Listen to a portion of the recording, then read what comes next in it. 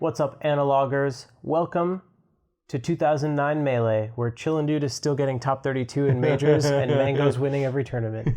Fiction also made a post about 2009 Melee right before I got here. Yeah, it was about the infamous Norwalk combo video with the bad name. Yes. And it was about how... Which one? Times One, two. Two, okay. Times two. And about how when they hit... how they're hitting combos that players can't hit now. Like players currently are incapable of hitting them, or they don't hit consistently. Interesting. It was an interesting tweet.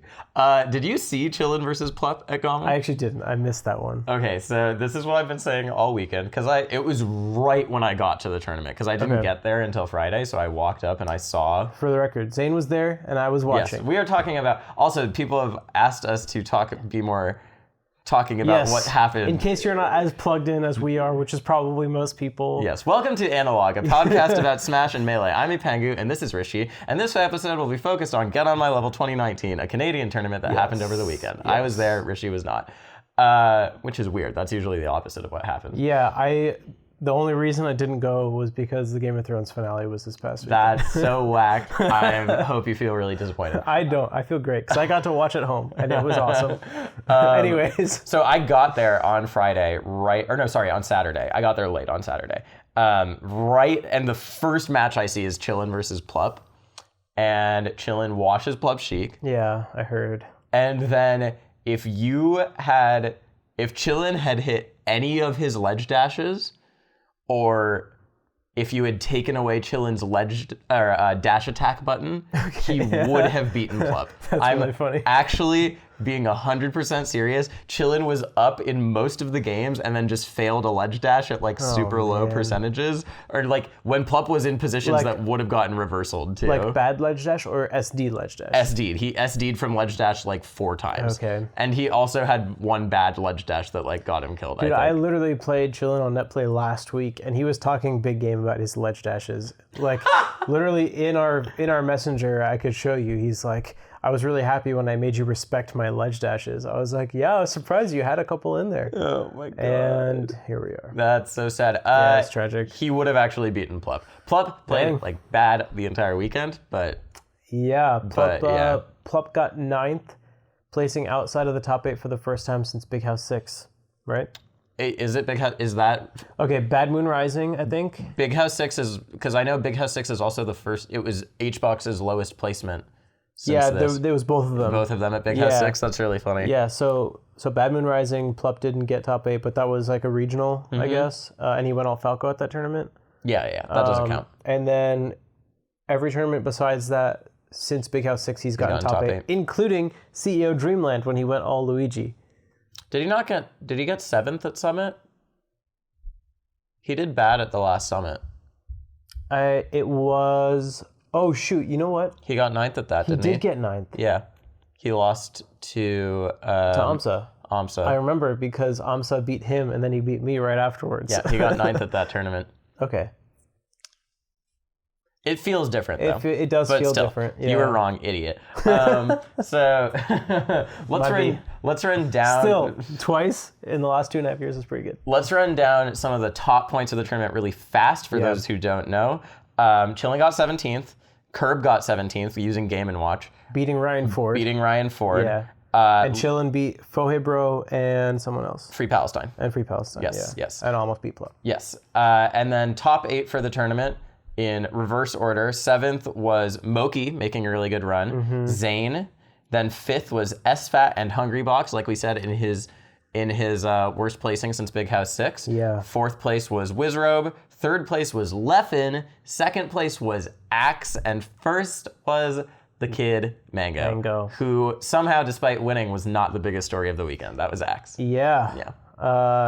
Mango's first tournament win since SmashCon 2017. Yeah. Which is insane. And Axe's second super major, second place. Within the span of 5 months. In 4 months. Yeah, 4 months. Because Genesis was in February. Yeah.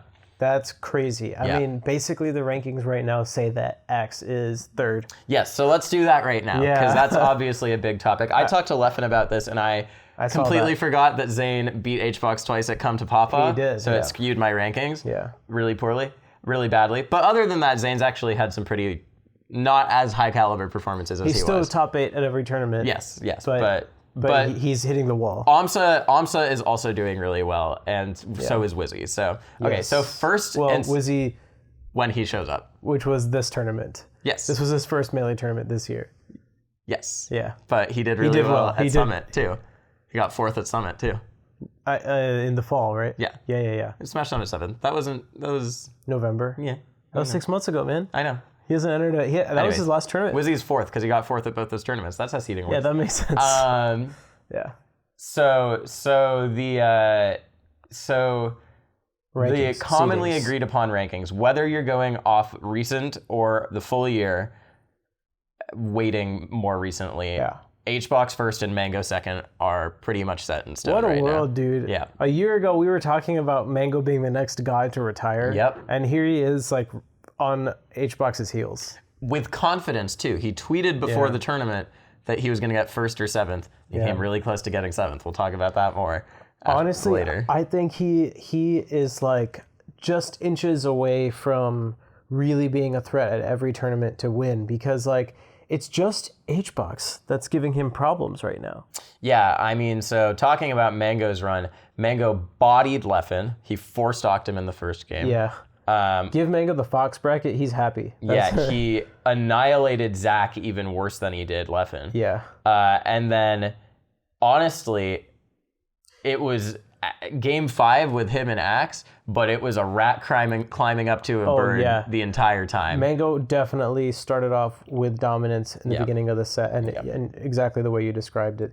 And Mango he won the tournament not having to fight Hbox. So Mango did win, but it doesn't feel as juicy as it can because he still needs to beat Hbox. The only 2 people he had to play who were threats to him were Leffen and Axe. Zach didn't look like a threat. Well, he actually looked pretty good at the beginning, and I talked to him about this, but after that, he did not. Then the biggest threat, of course, was Swedish Delight, who should have beaten Mango. Yeah. So there's some insider info on this. Oh, yeah? I played friendlies with Swedish Delight at an NYXL All-Star event. Yeah, that was in December, right? No, it was 3 days. It was NYXL just had an All-Star viewing last week. Oh, Paley Center that thing. dude DM'd me about that. Oh, I didn't respond. I guess it's too late now. So I just brought my laptop. There was no Melee there. Okay, got you. And so James and I just ignored the All-Star event and played Melee in a corner. He was testing out a new controller that he had just gotten. Okay. And both of us were talking about, wow, we're fucking up at the ledge every single time. Like, I fucking tournament winnered 16 times in a row, and James kept just... when this was the thing. So we were like, is it because we're playing emulated netplay, or are we both just bad? And the conclusion we came to is that we were both just really bad. Okay. The way James was bad, Swedish kept trying to semi-stall and just fast falling and dying, which is... You know what we call that? That's the June bug. Is it really? Yeah. Have you watched Junebug's sets historically? He just falls off the ledge and dies. That's how he lost a trip last year. So that's what Swedish was doing, which looked different but eerily similar to how he lost to Mango. Because if you watch that, what happens is Mango is directly below the ledge. Mm-hmm. He's up being.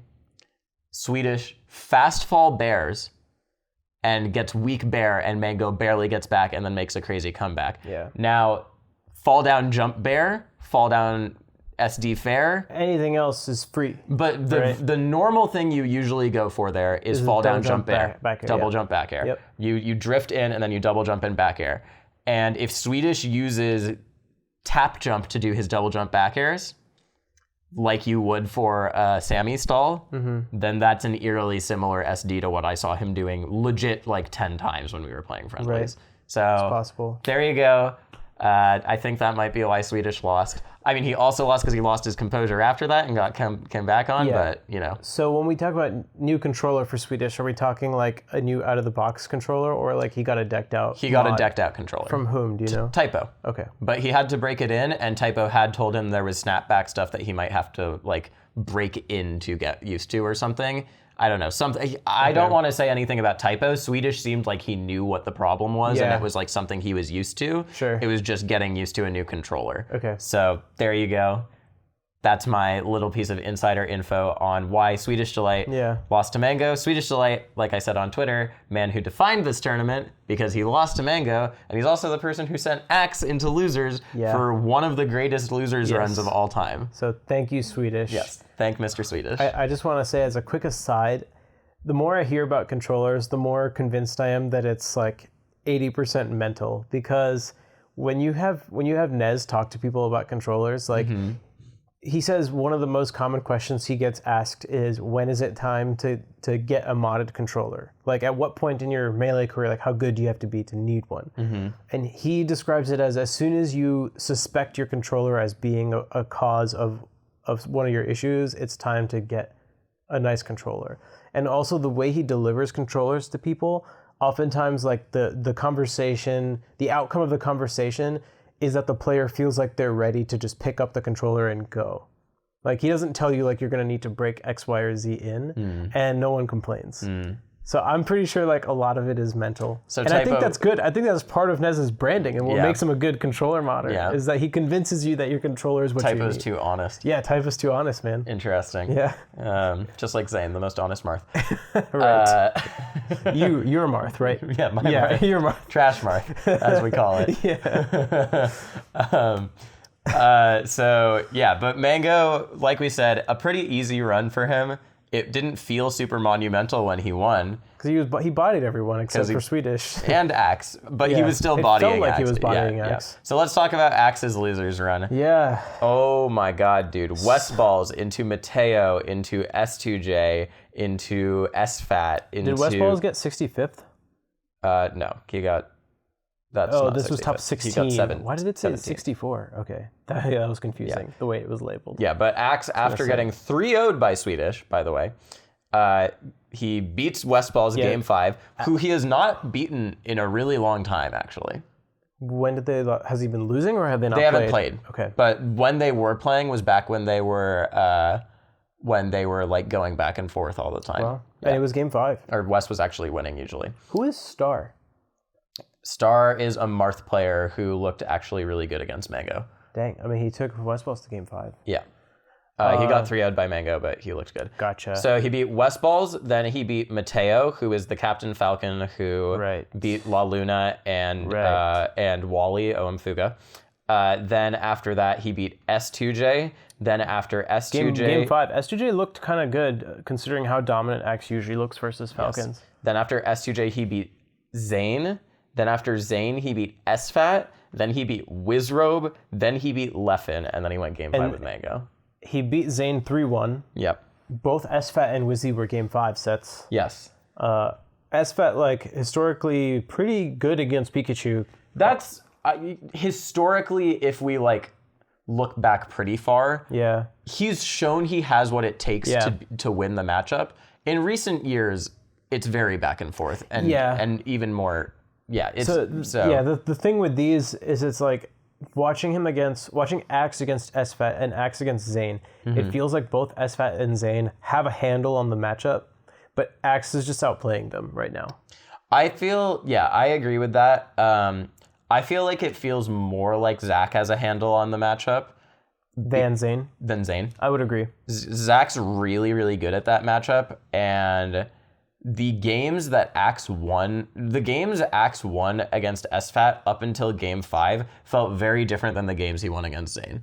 I actually feel like Axe really felt like he, was ahead of Zane in the pace of the match most of the time. Against SFAT, the games Zach lost still sort of felt like Zach was winning, if you know what I mean. Yep. Like, he lost on FD, he lost on Fountain, but those are Axe's counter picks. Yeah. He looked really strong on both of them. And then he went to Stadium and he got gimped immediately and then fast fell his PC, dropped past the ledge and died, and then the game was over. Yeah, that was rough. Momentum really swung on that Game 5. Yeah. For Zane, I want to say the last few times that Axe and Zane have played, Zane has looked really, really tight. Yeah. But I felt like he was not Genesis. nearly, Didn't they play one more time since then? I could have sworn they did. They probably have, but that's the set that sticks out to me because it was the super, Genesis super, one. super close. But this time I actually felt like he didn't play as tight, and I talked to him about this a little bit afterward too. Like I just sent him my thoughts, and basically I said like the way he was playing now, it felt like he was trying new things that he was thinking about in the matchup, and then he may have been labbing against some of the Pikachus he's been net playing, but it's not quite like polished enough to take a set off of Axe yet. I really think like he still needs to brush up a couple things on edge guarding and just the edge guard flowchart. Like he had new ideas this time, it felt like. Yeah. But it's not quite there yet. I will not be surprised if Zane wins one of the next few sets that they played. Yeah, me neither. Okay, so we've talked about the first and second placers now. Yeah. I don't think there's too much to say about Axe Wizzy or Axe SFAT that we haven't talked about. Yeah. We can talk about Leffen Axe. So Leffen got third place at this tournament. He 3-0'd Hungrybox in convincing fashion. He was playing so good, He played amazing. So here's what I want to ask you. Leffen tweeted that he's just really bad at the fast matchups because he hasn't been practicing them and he's been playing Ultimate. Sure. Do you believe him on that? I believe he thinks that, and I believe him thinking that makes it true. Sure. Just like controllers. Yeah. I don't. In terms of actual, like what it actually means that he's been practicing Ultimate, it could mean any number of things. It's really hard to say. I guess part of what I'm asking is, so we started this conversation, we truncated, we were talking about basically seeding. And we said Hungrybox 1, Mango 2. Yep. And if you're going off of recent tournaments, which I think is wise right now, like basically we're saying, how do you seed Summit, basically? Yeah. It makes sense to put Axe third. Because he's gotten second at Genesis. He got second at this. He won Battle of BC. And then he got 7th at Pound, which was not great, right? Yeah. But he's proven that he's very, very strong. The only thing he's lacking is like a win over Hbox. Yeah. But he's very close. So my follow-up question to that, to get a little bit more nuanced, is if Leffen were in top form, like not top form, but if Leffen had been practicing Melee for a month, would you say Leffen or would you say Axe? If Leffen spends every day from now till Summit grinding, like, and so does Axe, then I would give Axe the seed anyways, even though I think Leffen might place better. I'm not asking this in like the actual situation though, where like obviously yes, you put Axe higher because there's not enough between now and Summit to really determine that. Yeah. Unless they both go to Smash and Splash and like Leffen destroys everyone or something. But what I'm asking is just on like a skill level base of what you're thinking. Just like I think Leffen would be more likely to win the tournament than Axe would if they both spent the next month practicing.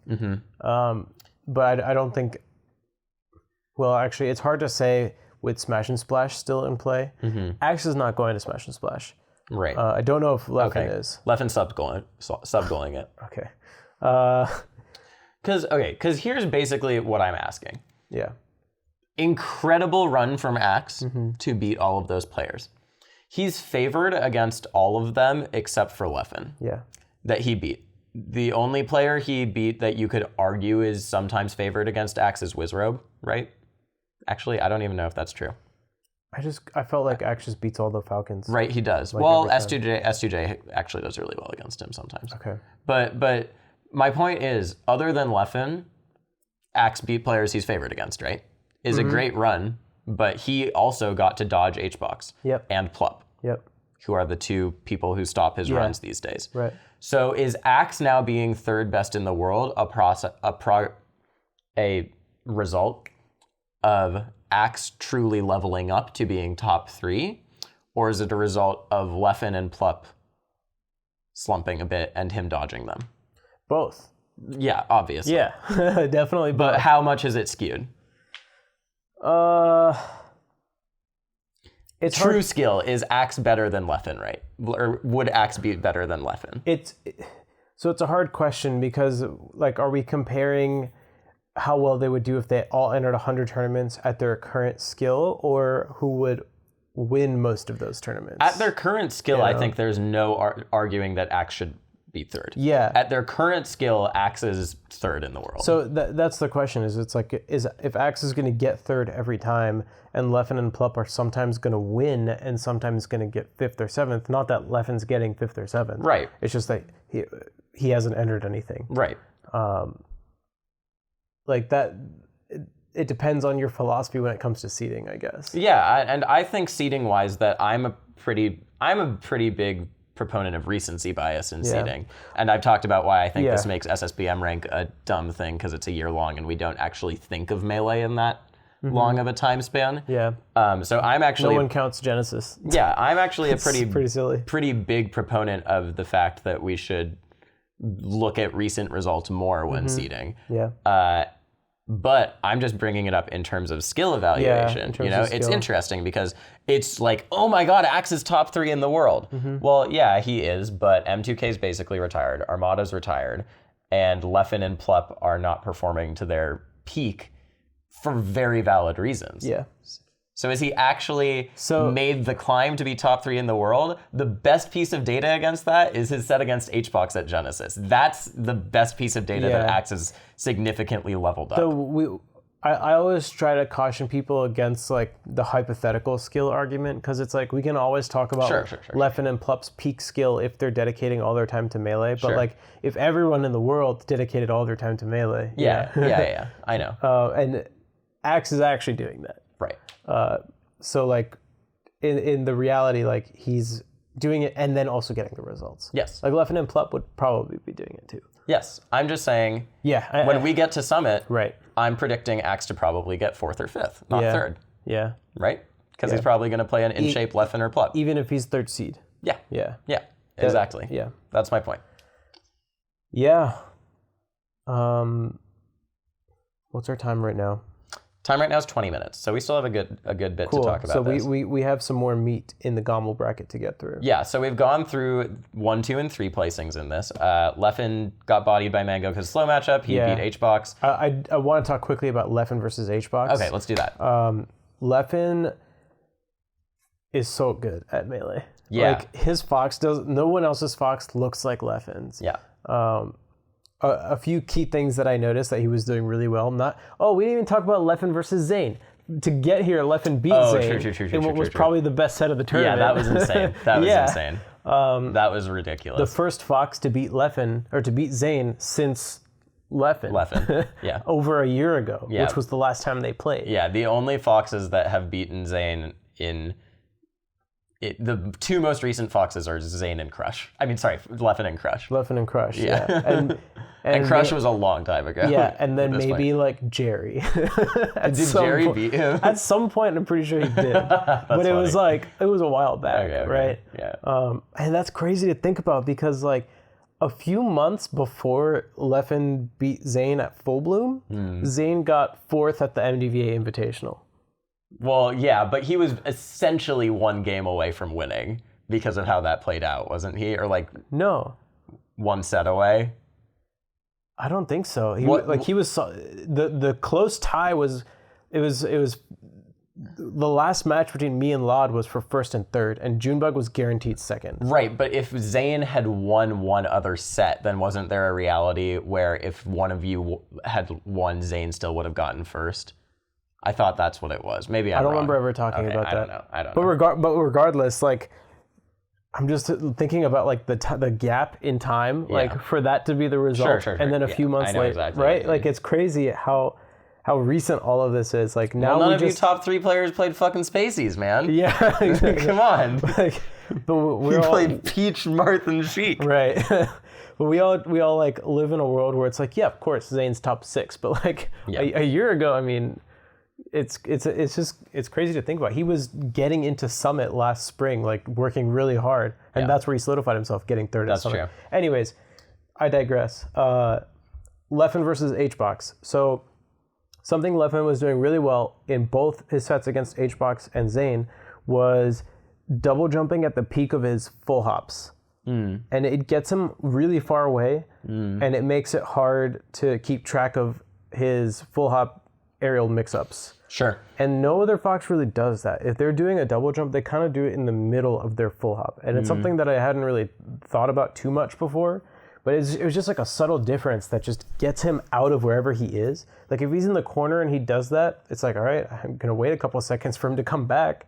And he got a lot of mileage out of it in neutral. Well, and what mental fortitude too, because there was one game that he looked like he was going to drop, and he made a huge comeback on Hbox. We were screaming. I was screaming in the crowd because it was... Hbox was at like 40% and Leffen was running away, and he just wasn't lasering. This is at the end of game 2, and I was like, laser! Yeah. But he didn't need to. He won anyways. I was super sick. And then he lasered game 3 a bit. Yeah. So. His up smash callouts were amazing. Calling out drift. Yep.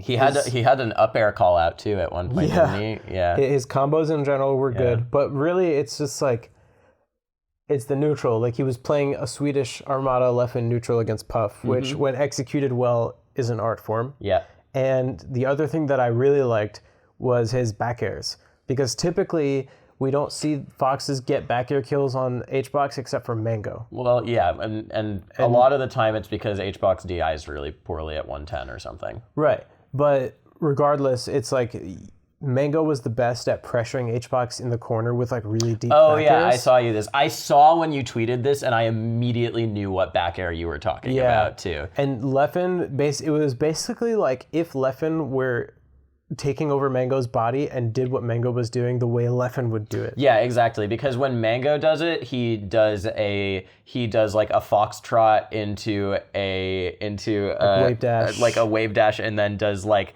a moonwalk back air, and then dashes away immediately after the back air is super deep in Puff's shield. The back airs are always like so deep. Right, but what Leffen did, he did this a bunch of times, is he forced Hbox into the corner below a platform, and he did it on Dreamland a lot because Dreamland platforms like extend that far. Yeah. And then he would go to the platform, he would dash dance, and then he'd shield drop, back air with the very sweet spot hitting Puff, and drift away as he hit it and land super far, super safe. Even when Hbox was high in the air, he would do like wave dash back and like full hop or like the double jump back airs. Right. And he was placing them so well where it's like, this might not hit, but Hbox has to jump or drift away. Yeah. And then he's going to get more free damage. Yeah. Hbox either has to jump again or eat some lasers or possibly another back air mix up. Yeah. It was so good. Yeah. Like finally seeing more ways to kill Puff. Yeah. So that was really good. And then Leffen Zain, I mean, watch the set if you guys haven't seen it. Yeah. So speaking of Hbox sets though, let's talk about Hbox Wizzy. Yeah.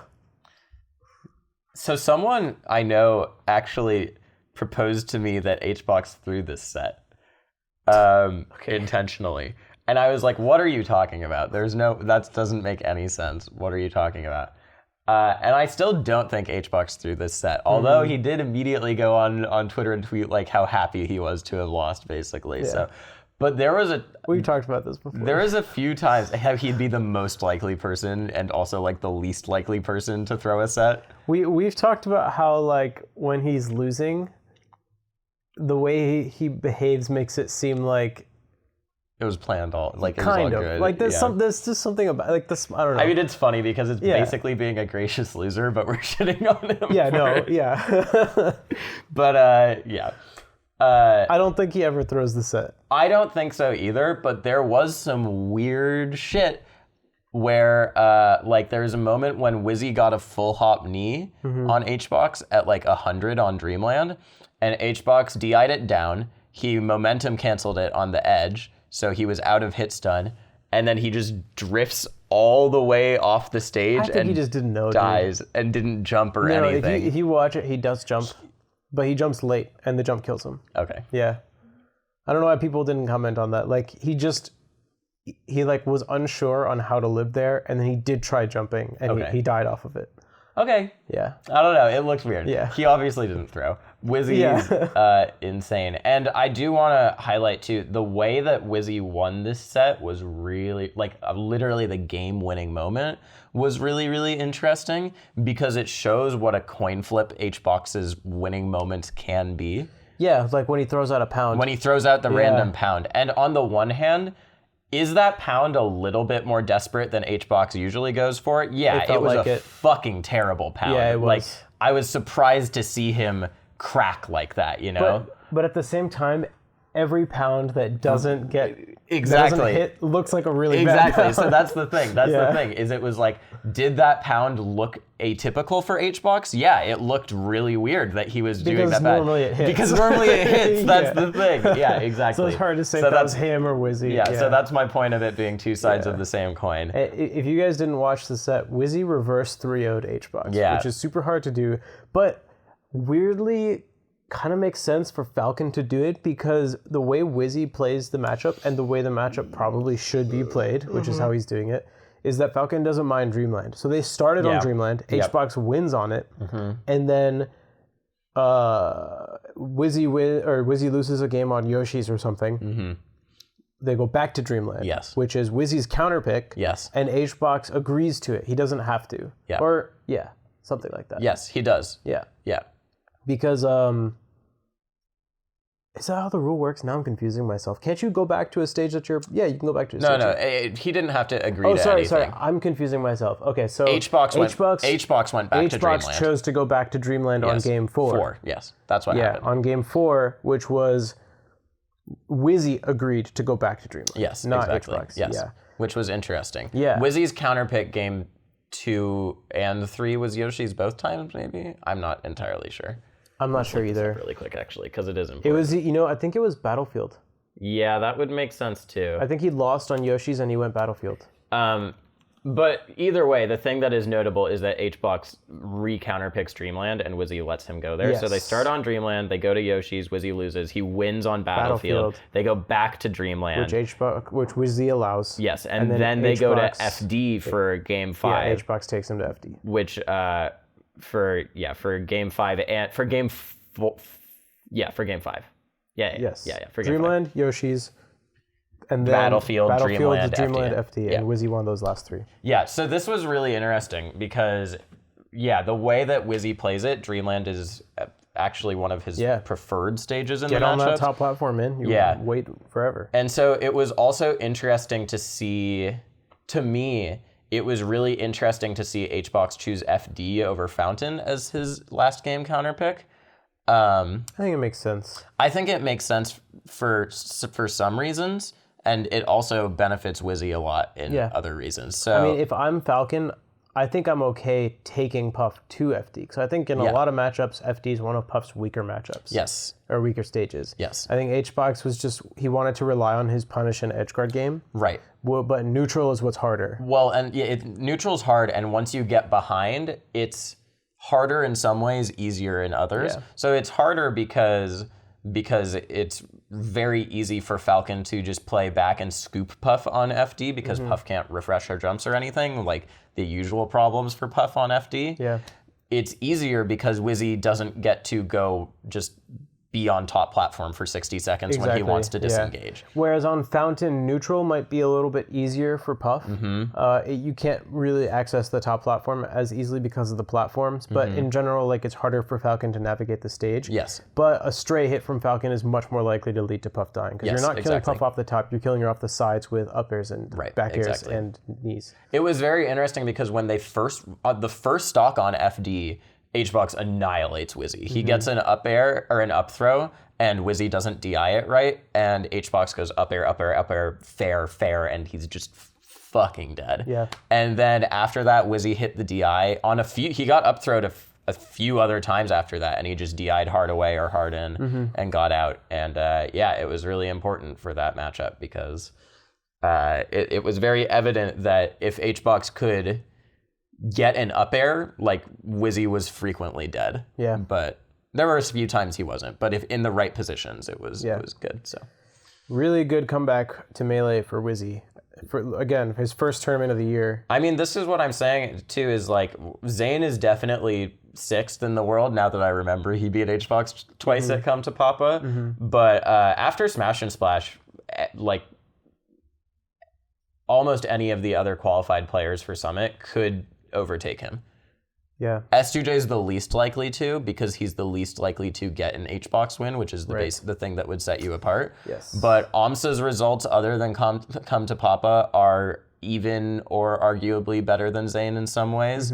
And Wizrobes, even though he hasn't been playing, they're especially like better other than Come to Papa. One out of 1 tournaments he's entered this year, he beat Hbox. Yeah. Hello. Yeah, exactly. That's a pretty good tournament. Yeah. So there's actually a lot of contention right now for that number 6 spot, which is cool. That win over Hbox earned Wizzy a qualifier spot to Summit. It did. I mean, so... Which we'll talk a little bit more about on the back half of this episode. Yeah, let's end with the very last set for this one. Let's talk about SFAT Axe a little bit more too, because I was actually very conflicted here because I had talked to both of them and they both said they would give me interviews after top 8. So I wanted Axe to win because I could see he was having a big run and it would be sick. And he would probably have a bigger run than Zach would. But I wanted Zach to win because then we would have gotten the Summit playoff between SFAT and Wizzy. That would be sick. Which would have been super, super cool. Yeah. There was a moment early on in the bracket where I looked at top 8 and I was like, there's a universe where Zach wins the tournament. That's what I was saying too. Because despite Zach getting fucking annihilated by Mango, it's just the way he plays. Like, if his game plan is wrong, he might get annihilated, but if it's right, And this is what he said. I did an interview with him afterwards, and I said, so how do you feel? Some people say you have a mental block against Mango, and you're not confident. And full disclosure, I asked him about this because he was like steamed and talking about confidence beforehand, and so I was like, oh. I brought it up knowing he was going to be like angry about it because he was angry about it. And he said, I'm so sick of when people tell me to be more confident. I've been playing this game for 12 years. I know how good I am. When I lose to Mango, it's not because I'm not confident. It's because I just didn't have the right game plan, and he's really good at making you play a game plan that's not yours. Yeah. And that's exactly what happened. Zach looked so good game 1. Yeah, he was in the lead for game 1, and he just lost. Yeah. And by then, the game plan had shifted. Mango had exerted his control over Zach, and it was over. For SFAT, it's like everything has been built up like brick by brick in terms of how good he is. Like, he's very aware, his mental game is very composed, his game plans are very intentional. So it's like, it's gonna work and he's gonna beat you or he's gonna lose, right? Yeah. So like, that's why he's so consistent and he keeps losing to players like Zane and Mango because he's just getting outplayed.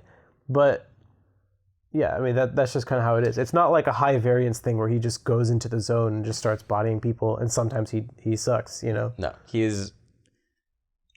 Zach is one of my favorite players to talk about because he's the traits about SFAT are so consistent. Yeah. There's so much narrative to talk about there, more than almost any other Melee player. Yeah, very, very unique Fox too. Yeah, he's such an interesting player. He totally could have won this tournament. He totally could have. It was definitely a universe. I didn't want to say it out loud because I didn't want to jinx it. No, he just needs to beat Mango, and then he probably needs Leffen to lose to Hbox. I don't think he beats Leffen. Either Leffen or Hbox is very difficult for him. Yeah, but I would still say Hbox is more doable for him. Probably, yeah. Although Leffen said he was bad at the fast matchups this tournament, so who knows? It's hard to say. Maybe this Leffen. It was possible. It totally was. This was a dream bracket for Zach as soon as Zane lost to Axe. Yeah. Because he's beaten every single player in this bracket before. Yeah. Granted, his win against Leffen is sort of whack, but he has beaten every single player. He's beaten Zane too. It's just been a long time. Yes, he did say that in our interviews too. I went, so how bad is your record now? It's like 0-11. He went, I think it's 0-14. I went, but it's not 0-14. It's like, no one talks about the 3 times that I beat him before he got good. 3-14, guys. 3-14. Tell him. All right. I think on that note, we're going to take a break. Yeah. But when we come back, we can talk about Moki, Zane, and the other interesting matchups that happened outside of top 8 because Swedish Delight was not the only person to have some close sets. We'll just say that much. We'll probably review Summit a bit. Yes, that too. We still need to finish our seeding, actually. So far, we've just said Hungrybox Mango Axe. Yeah. Leffen. Or Plup. Or that's the hardest one. Yeah, we'll see. We'll consult over the break. Yeah.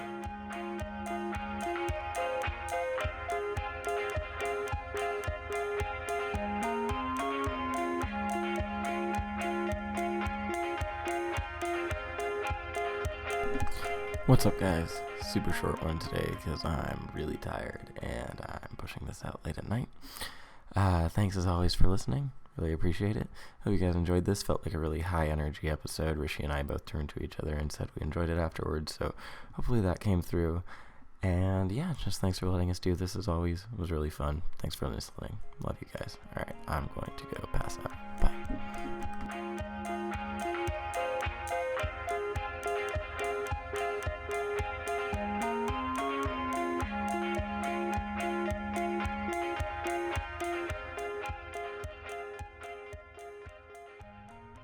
Hey guys, welcome back to Analog. Get on my level 2019 recap edition.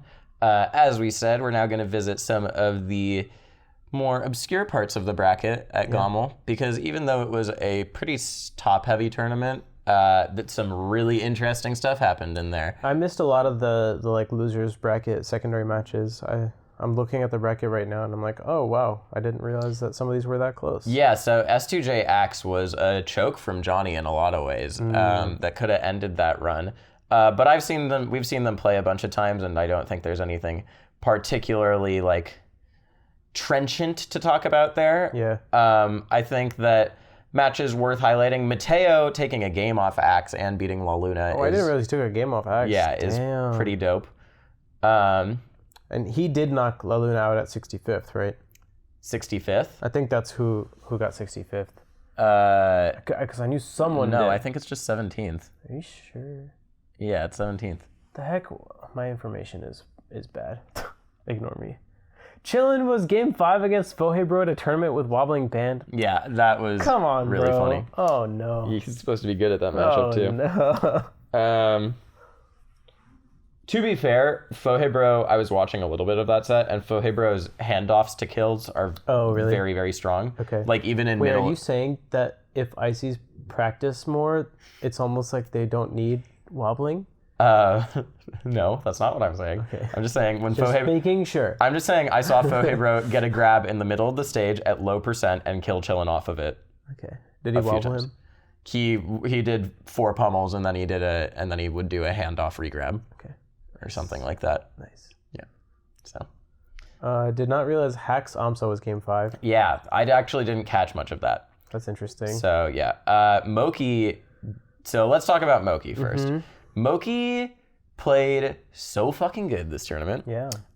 He beat Plup. He beat Lucky game 5. He beat KJH Game 5. game 5. He beat SB, who is also very good actually. But of course, the number one thing we have to talk about with Moki is him going game 5 with Hbox. I missed that too. You didn't watch that? Yeah. Oh my god, I dude. heard about it.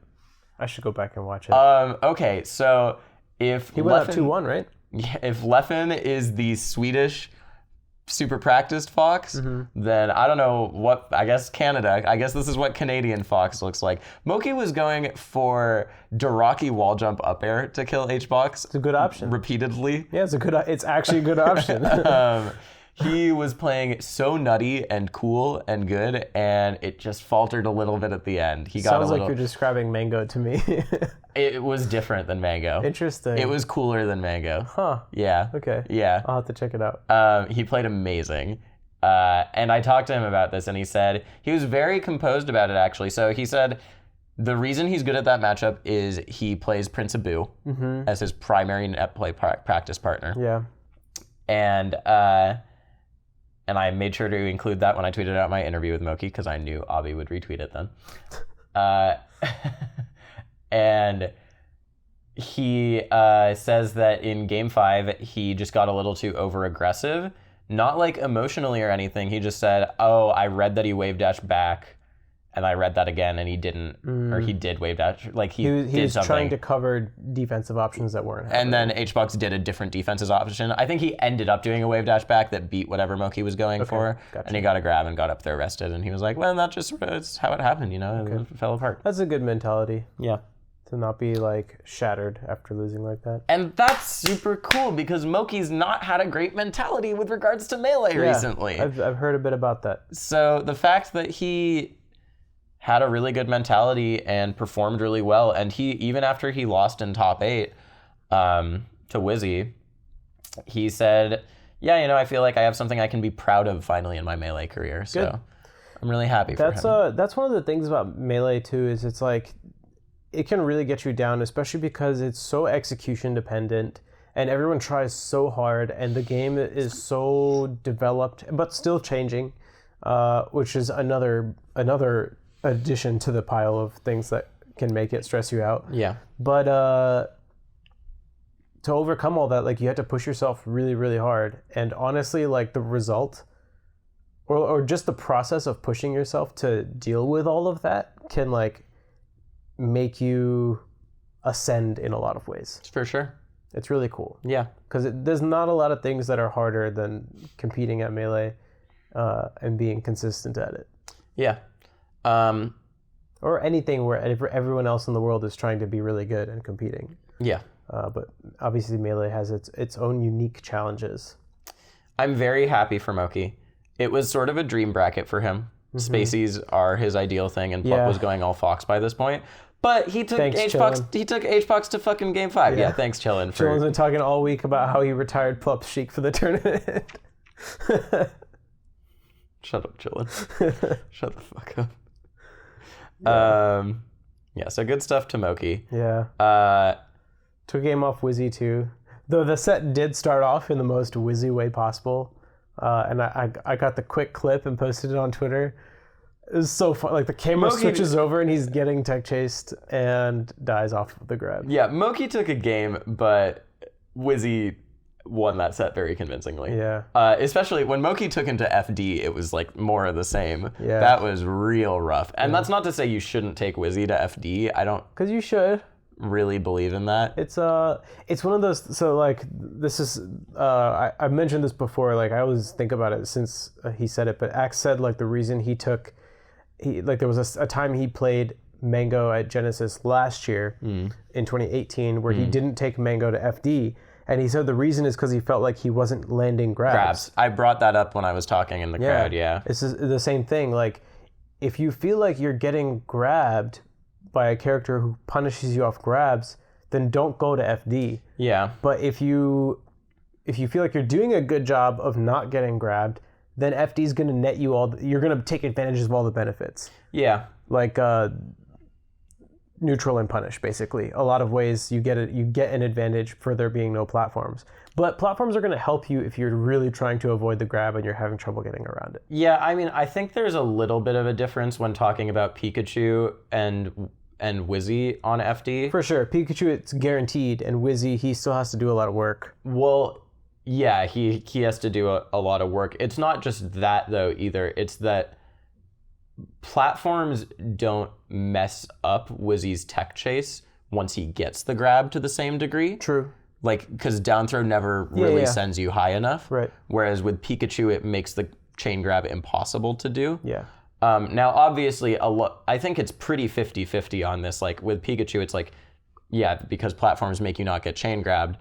But also, having platforms helps you not get grabbed in a situation that leads to a tech chase. So that's really big. But it's still, the reason why I would say, like, counterpicking Wizzy to FD is still something you should probably always do, is because, as we saw in stock 1 of the set on Yoshi's, he will still kill you off a grab on any stage. The idea that FD makes chain grabbing easier for Wizzy is something that I think people need to let go of. It's just that he gets the grab. You just get the grab on the bottom more frequently. Yeah.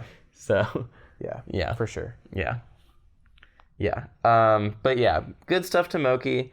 I'm very happy he is doing better. Let's also, before we revisit Zane, who is our other 7th placer we haven't talked about yet. That's the last thing I want to talk about. Yeah, before we talk about that, I want to talk a bit about Swedish we covered. I want to talk about Nunn, who came to his first tournament in a while, specifically because... Didn't actually catch any of his games. Yeah, so I want to talk about Nunn specifically because he pulled it out of nowhere against Ginger. He especially... Did you not see the weak knee to stomp miss against Sunsei? I did see that. Yeah, which in typical Nunn fashion. Dude. I was playing friendlies with him on Saturday after that.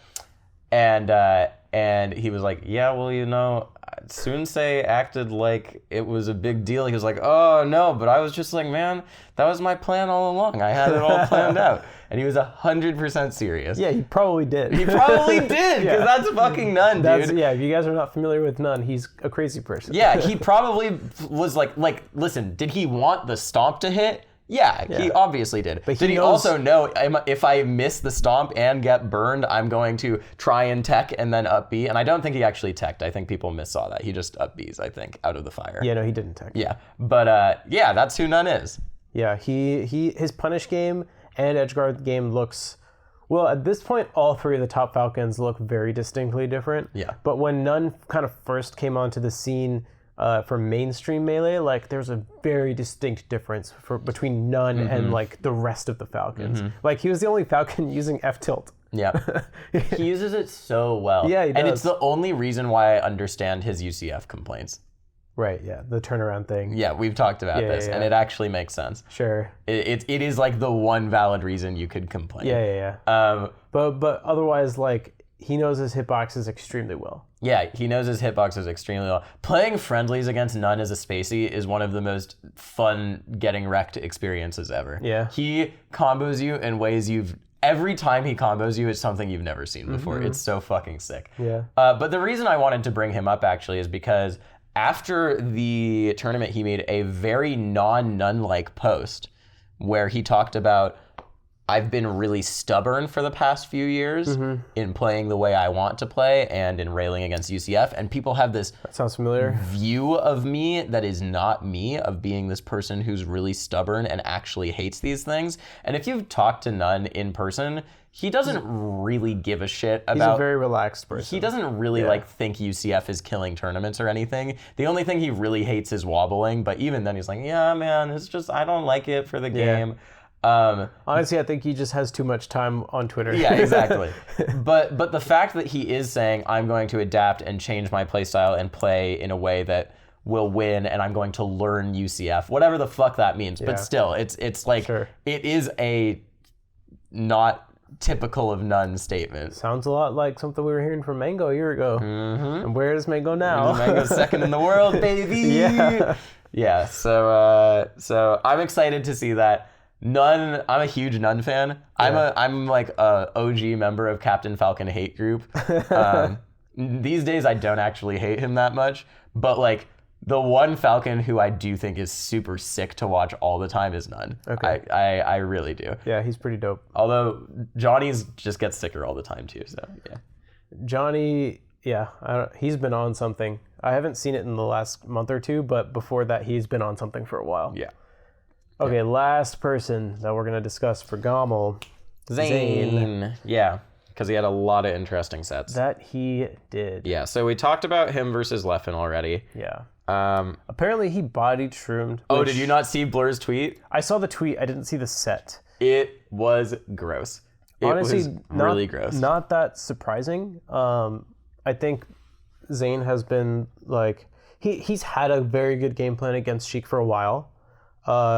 Dewan is someone who will fall into that game plan. And really the only Sheik beating Zane is Plup. And I guess he lost to Swedish at Don't Park, right? Yeah. Well, hey, dude. Dewan went game 5 with Zane last year, right? At Gommel. Yeah. That was Gommel last year when Dewan choked it? Yeah. With the Zelda? Yeah. I commentated that set. Yeah, it's crazy how time flies, dude. Because a year ago, Zane, what was the guy he lost to? What's his name? Oh, Hybrid. Yeah, Hybrid, because Gommel was right after Summit. So we had an earlier Summit last year, and Zane got third. Yeah. And Zane was talking about how there was all this pressure on him to keep performing well after getting third at Summit, and he got upset in round 1 pools. Yeah. Still got 5th at that tournament. Yeah. Beating Nunn, by the way, for the first time. Yeah. And Dewan, he still got 5th despite losing in round 1 pools. Yeah. And he's back here making a show out of Dewan, apparently.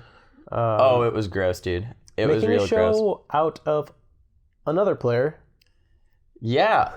Which has kind of been something people have been waiting to see for a while. People have been waiting to see Zane versus Amsa for a really long time. And the one thing I want to say about – 'Zane versus Dewan first is that 'Zane versus Shroomed, Zane is a nair plane, dude. He just nairs into these characters so much because he's so good with... He's getting really good at it. He's so good with spacing it and drifting it and using it to cover spot dodge. My God. There was a tweet when we were talking about... We made a joke and allusion to this earlier where someone had said, I forget who, that Zane's the most honest Marth, actually. It was Kalindi. Yeah. Right. And in the replies... Someone said, I agree, it's just that his mix-up to punish ratio is so high. That was fiction. Yeah, that people feel like they're getting cheesed. And Zane's mix-up game is there. He's really good with nair on spot dodge. He is so good against spot dodge in general. That's how you win in this game, dude. Yeah. That's how you win. And then once you win the mix-up... Yeah, you understand the way neutral is played. You condition your opponents to fall into mix-ups, you learn their habits, and then you punish them really hard. Yeah. And that's those are the building blocks, man, of getting better and winning sets. Zane has a really good mix-up game and a really, really good neutral game. It's just that once he wins the mix-up, he kills you for it. Yeah. One of the differences that I've noticed between modern day Melee, I've been thinking about this a lot, just like because of the way I practice and like getting back into practicing, because guys, I've been practicing Melee again. Yay. Instead, I've been practicing ults too, but far less than I was before. Yeah. And in a different way. That's another story. But one of the big differences I've noticed is that nowadays you're not doing enough if you're giving your opponent an inch ever. Like, you always have to be on with neutral. Like, you always have to be engaged and you have to be proactive every time. And back in the day, even maybe 2 or 3 years ago, you see a lot more laxed play in neutral where people just kind of do things for no reason.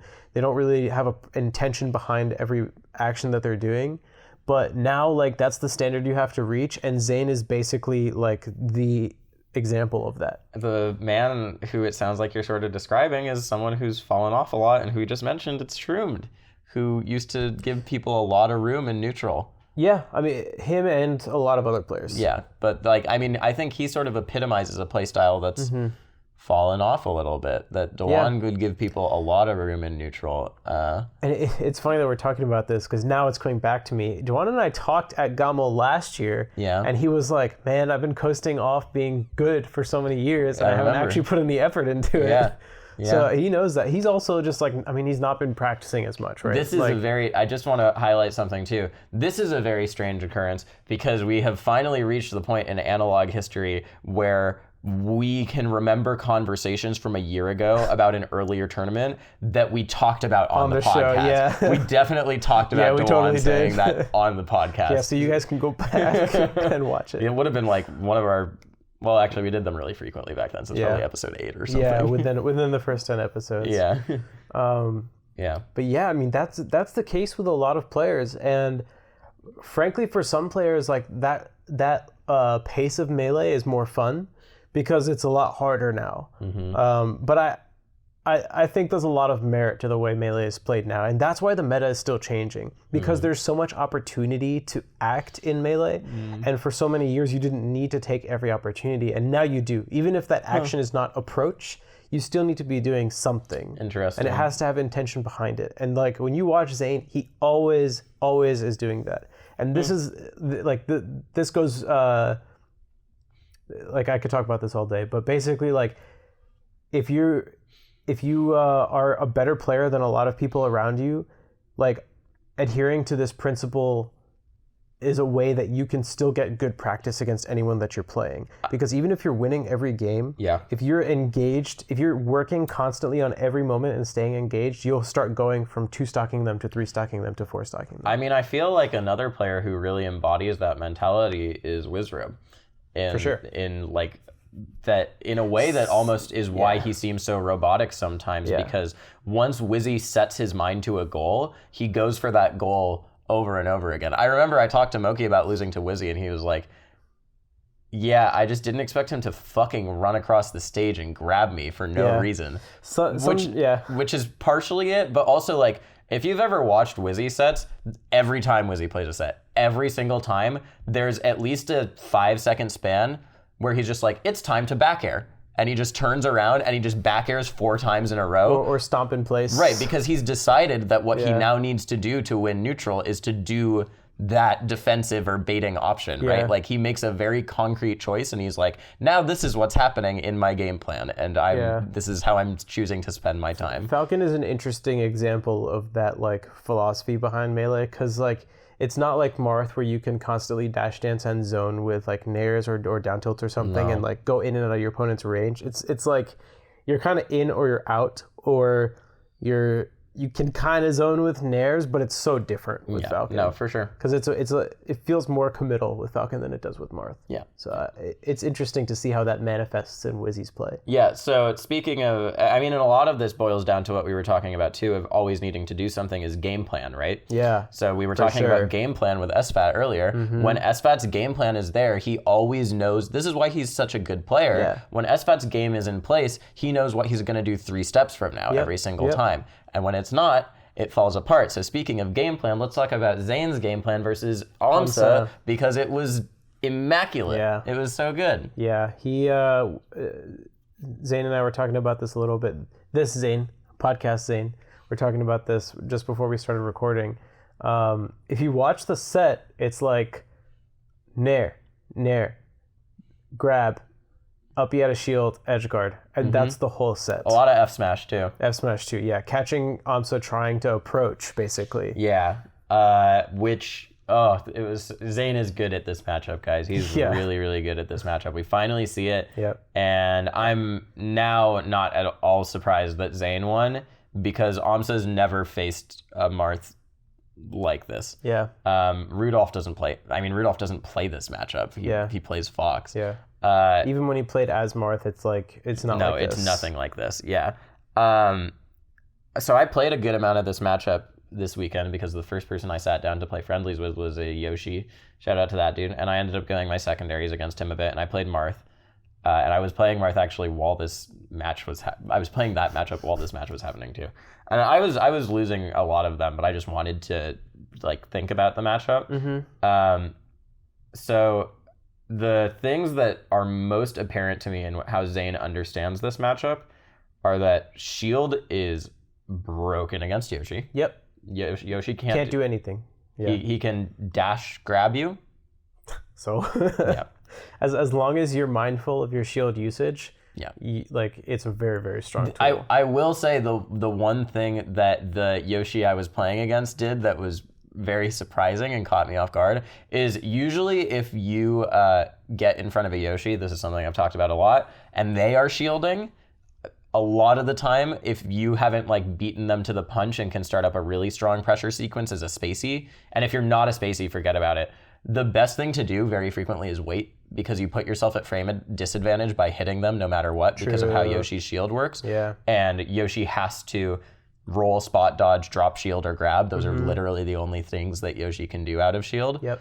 And Yoshi players will usually just roll or grab, roll or spot dodge, which is what you're trying to force when you do a pressure option anyways. This Yoshi, he would shield, and then I would wait, because that's what you do, and he would immediately grab me. And, Interesting. And I started like just spot dodging it and punishing him for it, but Yoshis will start using just straight grab and drop shield, which are supposed to be bad options, but will flush out Yoshi's game a lot. Yeah, it's really good. Drop shield is definitely one of those underrated options where it is really pretty quick. Yeah, drop shield's really good. You just have to be ready for it. Yeah, but in general, Yoshi is like Samus. You talked about this too. Yep. Where because both their characters are so bad, both the characters' grabs are so bad, shield is an incredibly safe option. And Marth can do aerial shield. Yes. And it's always going to be safe unless they hard read it with a grab. Yes, and what Zane did specifically to make this very good for Marth is, this is actually a hard game plan for Marth a lot of the time. Against Samus, you don't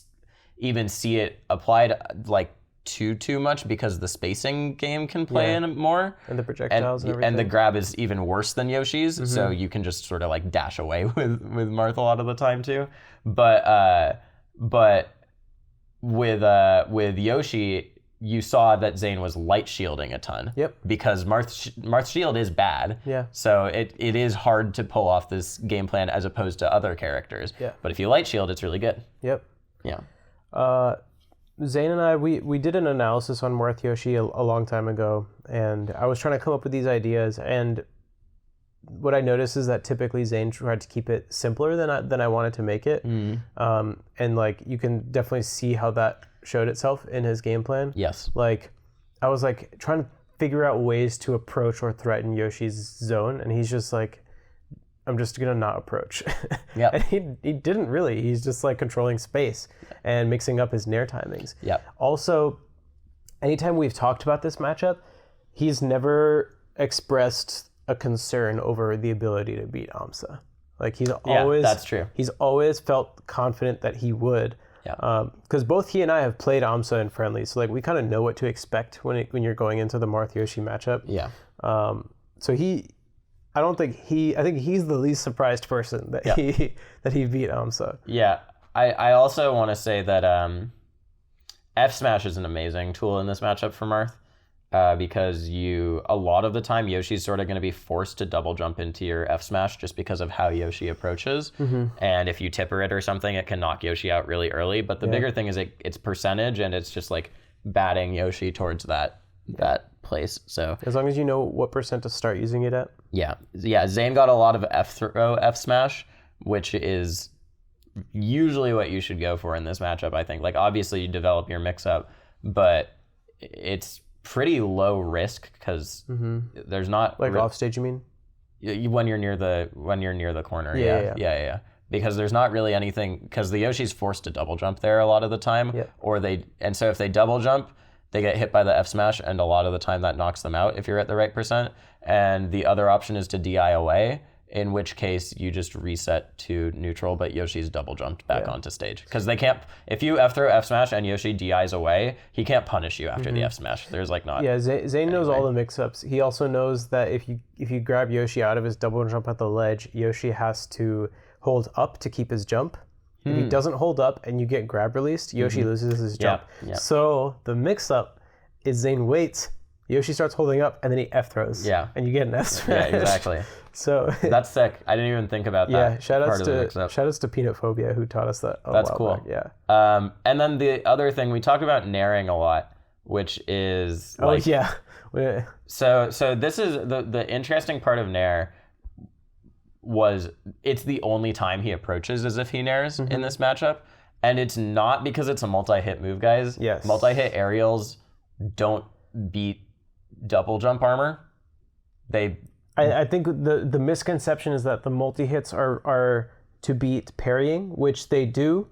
But I've also seen some people say that it beats double they jump definitely armor, don't know what which they're is talking about. Really stupid. But in the case of parrying, like being an anti-parry tool is not why nair is good, because you're not hitting them with the first hit of nair. The only time that Zane did when Zane did nairs on Amsa on the ground, he usually lost. It's when Yoshi's already jumped that I think he still got a lot of percentage on Yoshi on the ground with nair. It's just he's mixing up the timing of when to use the nair.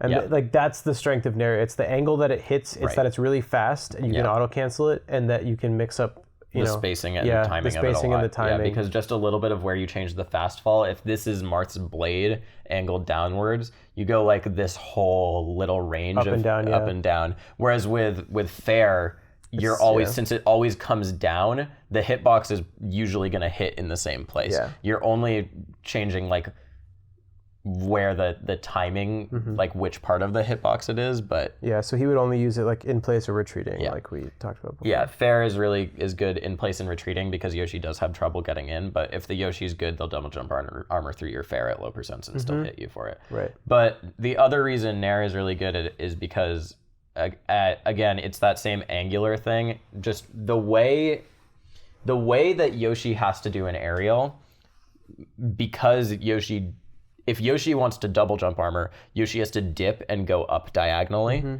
And so having a move that hits diagonally down like that means you get to poke Yoshi with that and then fast fall below Yoshi's vertical height. Yeah. So Yoshi has to be really, really precise on the double jump armor timing to take the hit and then fall and then still hit you, because otherwise he goes too high and he's over you. For sure. So and if he gets that high, you can react by that time. Exactly. It takes him a while to get there. And then you shield. Yeah. Which is why you do nair shield.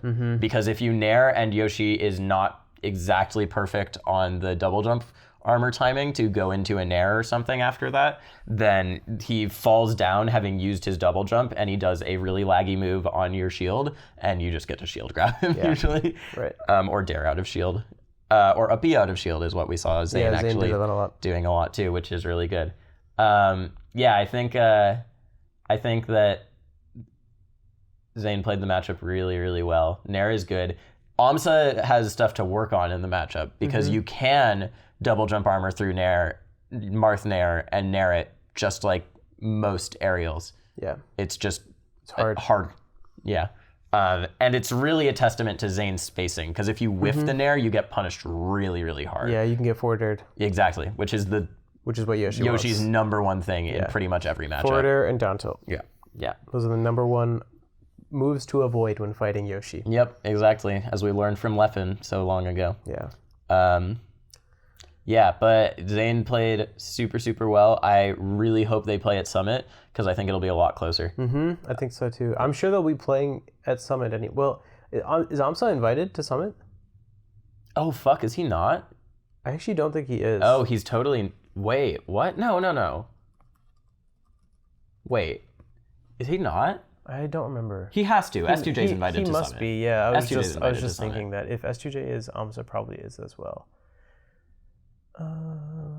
Contact info slime. Yeah.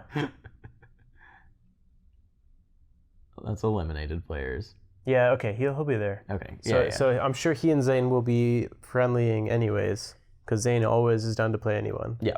So I think it'll be really close if they play at Summit. I would anticipate a 3-1 or Game 5 if they play at Summit. Yeah, I do hope they play. Because Amsa is a genius at figuring out matchups, as we've seen. He's a really good player. That's why he's top 10 with Yoshi. Yeah.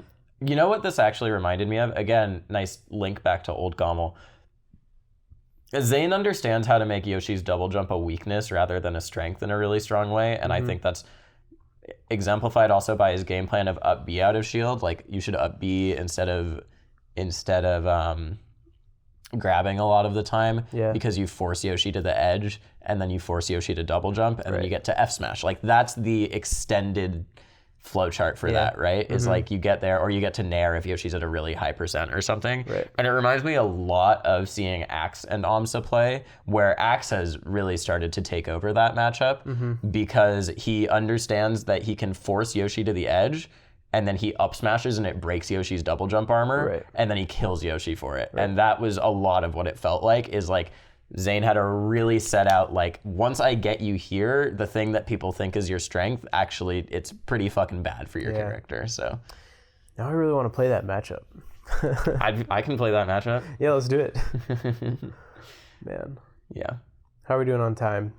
We're 32 now, so I think we're about good. I think the last thing to go over really quickly is our seeding for Summit and who we want to see voted into Summit. Yeah. Yeah. We can talk about that real quick. So let's finish the seeding really fast. Hbox, Mango, Axe, and then 4 and 5 is Plup and Leffen. In some order. Yeah. And then it's Zane, Amsa, S2J. I would say Leffen, Plup. I think for them, you can justify going a little bit further back to look at data for seeding, and I think Leffen would take it. Yeah, I'm inclined to agree. And I also think we can't really discredit this tournament, even though both of them were not at their strengths. You can't, because it's nature to only judge people by their peaks, right? Well, we can't do that. Yeah. So Leffen, this also, like, you can't ignore that Plup had one of his worst performances ever. So are we positive that Leffen and Plup would be over Zane? Right now, yeah. I'm trying to remember what other tournaments have happened recently. What is Full Bloom? What has Plup been doing? So Plup got 3rd at Genesis, right? No, wait. Did he? Am I wrong? I was looking at this the other day. I should know this. Yeah, just check his results. How old is Leffen? Is that one of the most frequently searched questions? Is it really? Yeah, you looked up Plup and it's a suggested question. Yeah, how old is Leffen? So he got 3rd at Genesis, he got 3rd at Pound, and he got 9th at this tournament. And he got 9th at Summit. And Zane got... Zane got 9th at Genesis. He won the script and the gang steals the script, which were, whatever. He won Full Bloom, which is sort of notable, but not really. Second at BC to Axe, and then he got 4th at Pound, and first at Come to Papa. First at Come to Papa. With 2 wins on Hbox. Yeah, so the only thing for him, if he didn't have Come to Papa, I think you could seed Wizzy. Oh yeah, and Wizzy also.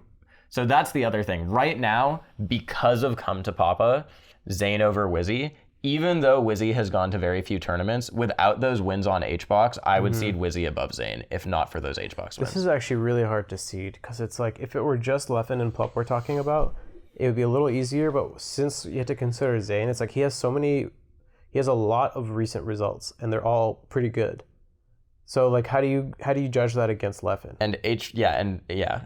Or Wizzy, who has very few recent results, but they are probably better than Zane's, except for because Come to Papa's 2 Hbox wins, but the other placings are the other very, very few. Man. So my seeding for this tournament is Hbox, Mango, Axe, I think Leffen, then Plup, then Zane, then Wizzy, then Amsa, then S2J.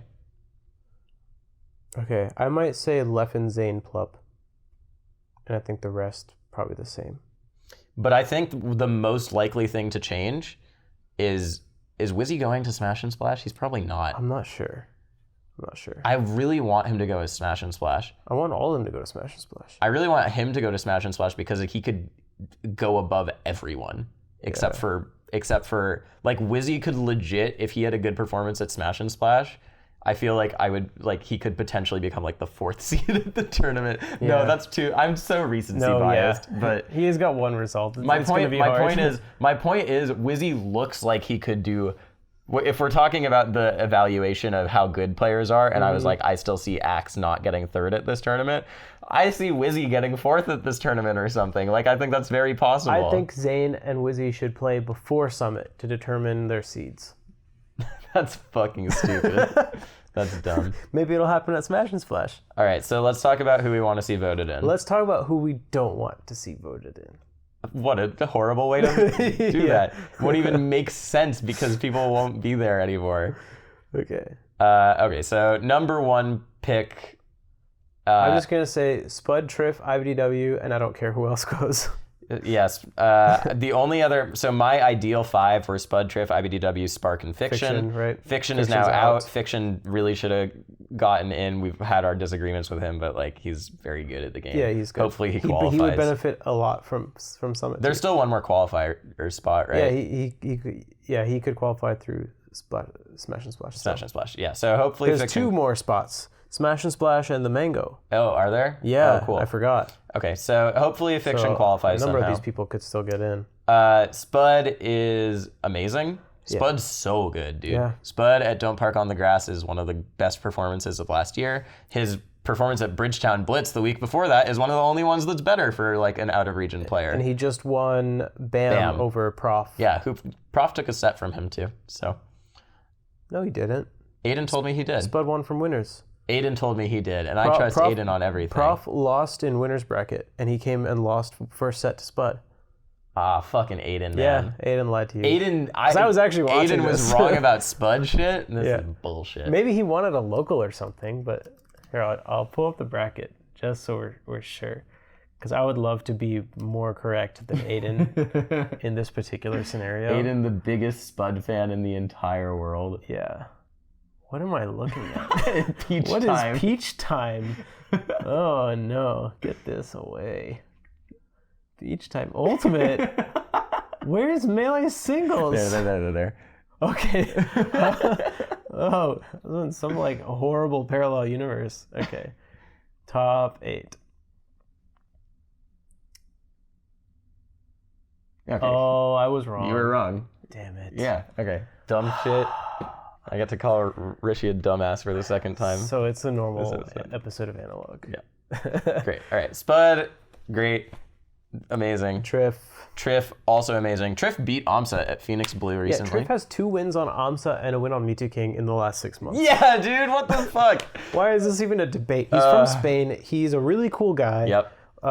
He's always down to play melee. Like, Yep. He's it's a no-brainer. Yep. IBDW, Probably the actual best the player best of left of everyone. yeah, of anyone in the running, basically. Yeah, Fiction's the only person who was there who I would say is better than him. No, I would say Chu is easily Sorry, I forgot Chu ran again. Yeah. Has Chu ever not campaigned for Summit? I think he's always campaigned. You never know, man. That's so funny. Yeah, he is. But yeah, IBDW is Amazing results. easily the best out of these players and Will benefit a great deal. benefit, a huge amount, especially because he'll be playing high caliber competition where people are watching. That's like actually the most important reason that it'll benefit Cody. Yeah. And then as for the rest, I don't care. so my thing is that so if you're choosing based on skill, there are 4 players left who are all skill level and all very entertaining players, which are Ginger, Lucky, WestBallz, and None. Who would all be great. They've all been to Summit before. They all have. Yeah. There are 2 players who are slightly below that skill level who have never been to a Summit, and that's Cawmaster and Spark. Okay. So in my ideal Summit now, it was Spark and Fiction. Now it's Summit. It's Spark and Cawmaster. I think Spark needs to do a little more before he gets to Summit. Okay, Yeah. that's fine. But I just don't want repeats. Cawmaster too. I don't want repeats No, in general. I'm is with the you. thing. I mean, I'm definitely with you on that. I So- would not be upset. Yeah. So Spark and Cawmaster aren't going to get in. Is the thing most likely. So choose 2 of Ginger, Lucky, WestBallz, and None. They're all great. They're all really exciting players to watch. I honestly would lean Lucky because it's been the longest since he's been there, and I'm really interested to see what Lucky can do with like bracket prep and stuff because it sort of I feels want like to say None too. yeah. I think None would be my first pick of that group. Were None and Ginger both at the 6 together? They were, right? Were they? I don't remember. I know Ginger was. I don't remember the last time None was there. I think None and Ginger were both at 6 together. He must have been, because I feel like we talked about him on the podcast, like about Summit. Yeah, I don't know. Yeah, I'm not sure. Benefit of Ginger is that he's a great commentator. So Yeah. that's cool. Ginger might buy in anyways. I sort of think he probably is going to. WestBallz might too. He did last time. Yeah. Anyways, vote IBDW, Triff, and Spud. Do you know who Kevin Maples is? He's the Virginia player, right? Yeah, Rhyme was his tag before. Oh, Kevin Maples is Rhyme? Yeah. Oh. Yeah. Oh, I didn't know that. Okay. He's good. Yeah, he is good. I'm so because I've been seeing him doing recently. He's been putting up good results. He just doesn't have like the experience. No, yeah. He's got really good instincts. He almost beat me at Pound last year. I've net played him a few times here and there. Guy who beat you campaigned too. Rishi campaigned. Yeah, he did. Yeah. And Flipsy and Stango and Jake and Shaken and someone I haven't heard of. Greasy? Yeah. Greasy's from New Jersey. Oh. Greasy That is, makes sense. Greasy is Jude Pasternak, Oh, okay. Yeah. Gotcha. I think. Pretty sure. Okay. Yeah. Actually, it says his name, right? Yeah. Oh, yeah, it is him. Yeah. Yeah. Okay, never mind then. Yeah. Greasy is a great tag for someone from New Jersey. Yeah, it is. Vote Spud. Yeah, vote Spud, Triff, and IBDW, Yeah. and you'll be happy. Yep. I think the viewers will love Triff and Spud, like as personalities.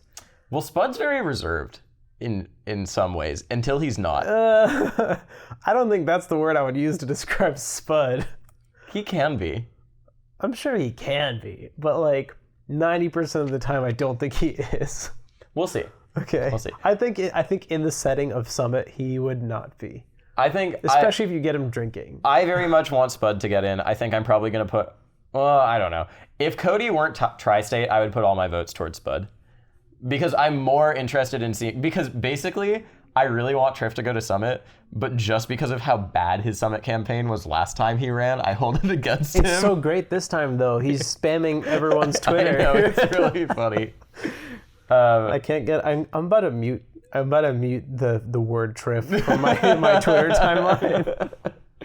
Yeah, but that's it. Vote those 3 players. Vote None, I guess, because None's super sick. Vote whoever you want, but you're wrong if you're not voting for IBDW, Triff, or Spud. Yeah, those are the very obvious picks. Yeah, IBDW will probably like get 5th if he goes or something. Yeah, he'll actually do well. Like he can. I'm wondering like who of the top 10 players is upsettable by one of those guys. IBDW can upset S2J, Plup, Axe, Amsa, Axe, Mango, yeah, and Zane. Yeah, and Hbox. Hbox. Yep, I was just about to say Leffen's the only person who I don't think he could upset. Leffen's probably the hardest for Cody, but he can beat anyone else. Yeah. I think in a summit setting, Leffen and Zane will be the hardest for him. I think Cody's really good against Marth, but yeah, Zane, I don't think he's going to lose to him. But Triff can upset Axe, Amsa, Plup, Mango. Not Mango. I think Mango's way too good against Peach. Mango gave Triff the work last time too. Did he? I forgot. Yeah, at Genesis. But he could upset Axe, Amsa, Plup for sure. Plup maybe. Axe, I mean, he's already beaten Amsa. I don't know, dude. I used to always say that Peaches could upset Axe, but Axe is. And then Spud could upset S2J. I don't know. I don't think I see it. He took a set off S2J at Don't Park on the Grass. Oh, did he? Didn't he? I don't think so. No, but he came really close. Okay. It was game 5. I guess I think. I don't know. He looked fucking good. He could upset S2J. Just trust me. He could upset S2J, Mango. I don't think so. I don't think anyone else. The thing is, Spud plays. He plays too much in a way that Mango likes. You know, he'll wake Mango up. That makes sense. And Wizzy's also here, so we also have to remember that that Cody could upset Wizzy too. Honestly, he could. Yeah. Very few players are immune to losing to Cody now because he's really, crazy good. If you guys don't believe us, go watch his VODs. He went to Game 5 with Axe and he went to Game 5 with Mango at Genesis, and he got like 25th for that. Yeah. So yeah, he could beat. Leffen is legit the only person he'll just lose. And I think one of the reasons for that is because Cody plays a lot like Leffen. A lot like Leffen, yeah. Exactly. We were just saying Spud plays too much like Mango. Yeah. Cody plays a lot like Leffen, and he'll just lose. Leffen's just better at it. Yeah, like I think the other person that would be hardest for him is Amsa. For Cody? Yeah, it's like Leffen, Zane, Amsa. I can see that. And then Hbox is like, it's just, he's a good fucking fox. He's good at the matchup. I know. When we say like can upset Hbox, we mean like up to 10% chance. Yeah, exactly. Like he's more likely to beat Amsa than Hbox, but relative to most players' chances of beating those players, yes, he would do better against Hbox. Yeah. But Amsa would be hard for Cody. Mm-hmm. I can see that. Right.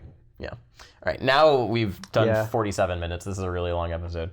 There's a lot of good stuff to talk about. It was such a good fucking tournament, dude. Yeah. And Summit season is upon us. Summit's on the horizon, and Smash and Splash is right in the middle. Summit's merch is like cool-ish. Yeah. I am personally would not wear it because it grosses me out, but it's super cool art. I like the art a lot. Yeah.